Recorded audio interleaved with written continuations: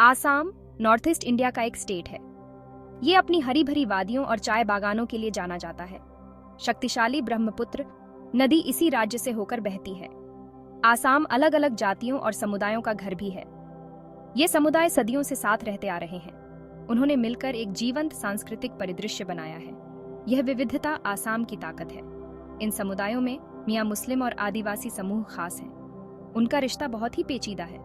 यह इतिहास, राजनीति और सामाजिक आर्थिक कारणों से बना है। आसाम के सामाजिक ताने बाने को समझने के लिए उनकी गतिशीलता को समझना बहुत जरूरी है। उनके सामने आने वाली चुनौतियों का समाधान करने के लिए भी ये महत्वपूर्ण है। यह ऐसे इन समुदायों के ऐतिहासिक परिप्रेक्ष्य में उतरेगा। यह उन समकालीन मुद्दों का पता लगाएगा जिनसे वे जूझ रहे हैं। निबंध सांस्कृतिक समझ और समावेश के महत्व पर भी प्रकाश डालेगा। आसाम में सद्भाव और प्रगति को बढ़ावा देने के लिए यह बहुत जरूरी है। मियाँ शब्द आसाम में रहने वाले एक मुस्लिम समुदाय को दर्शाता है। वे मुख्य रूप से बांग्ला भाषी हैं। उनका इतिहास ब्रिटिश औपनिवेशिक काल तक खोजा जा सकता है। अंग्रेजों ने बंगाल से लोगों को चाय बागानों के लिए लाया। बेहतर आर्थिक अवसरों की तलाश में कई बंगाली मुसलमान आसाम चले गए। समय के साथ उन्होंने अपने समुदाय और सांस्कृतिक प्रथाएं स्थापित की। उन्होंने खुद को आसामी समाज में शामिल कर लिया। आसाम में मियाँ मुस्लिम समुदाय की उपस्थिति बहस और विवाद का विषय रही है। उनके सामने आने वाली एक बड़ी चुनौती उनकी पहचान और अपनेपन की भावना से जुड़ी है। उन्हें अक्सर बाहरी या विदेशी माना जाता है। पीढ़ियों से आसाम में रहने के बावजूद ऐसा होता है। यह धारणा भाषाई और सांस्कृतिक अंतरों में निहित है।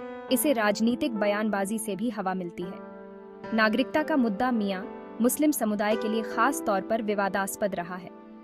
2019 में अपडेट किए गए राष्ट्रीय नागरिक रजिस्टर (NRC) का उद्देश्य आसाम में अवैध अप्रवासियों की पहचान करना था। दशकों से आसाम में रहने वाले कई मियाँ मुसलमान NRC से बाहर पाए गए। इससे उनके भविष्य को लेकर डर और अनिश्चितता पैदा हो गई। यह स्थिति भारत जैसे विविधतापूर्ण समाज में पहचान और अपनेपन की जटिलताओं को उजागर करती है। मान्यता और स्वीकृति के लिए मियाँ मुस्लिम समुदाय का संघर्ष वंचित समूहों द्वारा सामना की जाने वाली व्यापक चुनौतियों को दर्शाता है। ये समावेशी नीतियों और अधिक सहिष्णु समाज की आवश्यकता को रेखांकित करता है। आसाम में आदिवासी समुदाय शब्द में कई तरह के जातीय समूह शामिल हैं। ये समूह सदियों से इस क्षेत्र में रहते आ रहे हैं। उनकी अपनी अलग भाषाएं, संस्कृतियां और परंपराएं हैं। आसाम के कुछ प्रमुख आदिवासी समुदायों में अहोम, बोडो, कछारी, कार्बी, मिसिंग, राभा और सोनोवाल कछारी आदि शामिल हैं। इनमें से प्रत्येक समुदाय का अपना अनूठा इतिहास, सांस्कृतिक प्रथाएं और सामाजिक संरचनाएं हैं। उदाहरण के लिए अहोमों ने 6 शताब्दियों से अधिक समय तक आसाम पर शासन किया और राज्य के इतिहास और संस्कृति पर एक अमिट छाप छोड़ी है। समृद्ध मौखिक परंपराओं और कृषि पद्धतियों के साथ बोडो आसाम की स्वदेशी विरासत का एक महत्वपूर्ण हिस्सा है। आसाम में आदिवासी समुदाय को अपनी पुश्तैनी भूमि, भाषाओं और परंपराओं पर गर्व है। उन्होंने राज्य के सांस्कृतिक परिदृश्य को आकार देने में महत्वपूर्ण भूमिका निभाई है। आसामी समाज में उनका योगदान बहुत बड़ा है। आसाम के सामाजिक ताने बाने को बनाए रखने के लिए उनकी विरासत को पहचानना और संरक्षित करना महत्वपूर्ण है। भाग 5: जमीन, अधिकार और पहचान के लिए संघर्ष। आसाम में मियाँ मुसलमानों और आदिवासी समुदायों के सामने भूमि अधिकारों की चुनौती है। बढ़ती आबादी और आर्थिक असमानताओं के कारण प्रतिस्पर्धा बढ़ी है। इसके कारण कभी-कभी संघर्ष भी हुआ है। आदिवासी समुदायों ने पुश्तैनी जमीनों के नुकसान पर चिंता व्यक्त की है।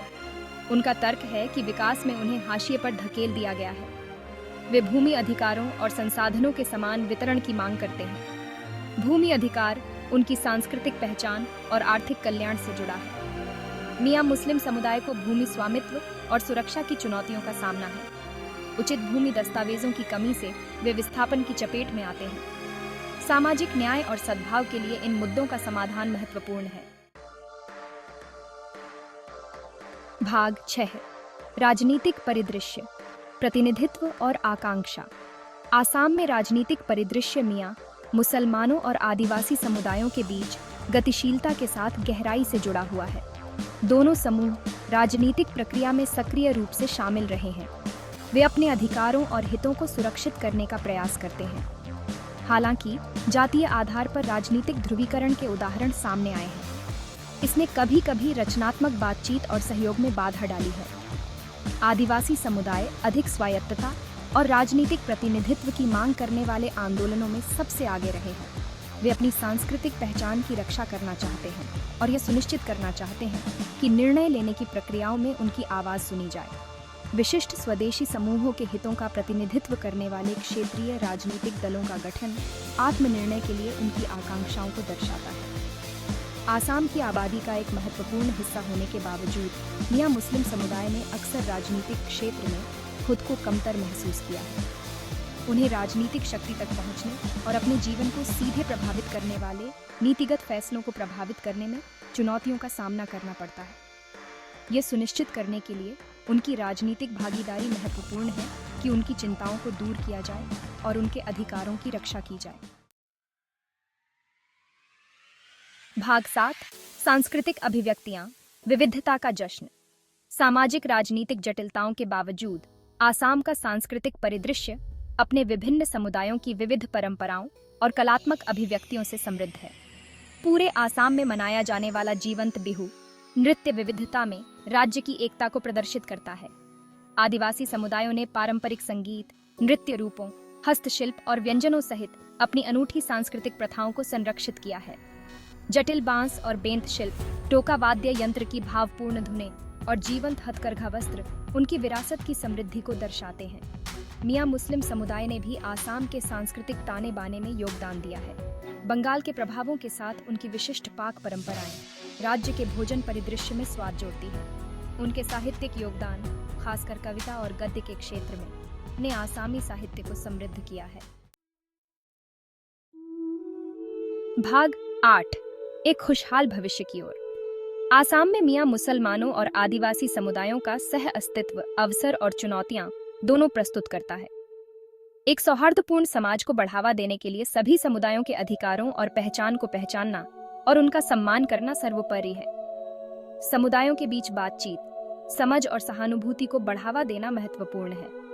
राज्य के साझा इतिहास और सांस्कृतिक विविधता को उजागर करने वाली शैक्षिक पहलें मतभेदों को पाटने में महत्वपूर्ण भूमिका निभा सकती है। अधिक न्यायसंगत और न्यायसंगत समाज बनाने के लिए आर्थिक असमानताओं को दूर करना और संसाधनों तक समान पहुंच सुनिश्चित करना आवश्यक है। आसाम का भविष्य उसकी विविधता को अपनाने और मतभेदों के बीच एकता की भावना को बढ़ावा देने में निहित है। अपने सभी समुदायों के योगदान को स्वीकार करके और उनकी चिंताओं को दूर करके आसाम अधिक समावेशी और समृद्ध भविष्य का मार्ग प्रशस्त कर सकता है।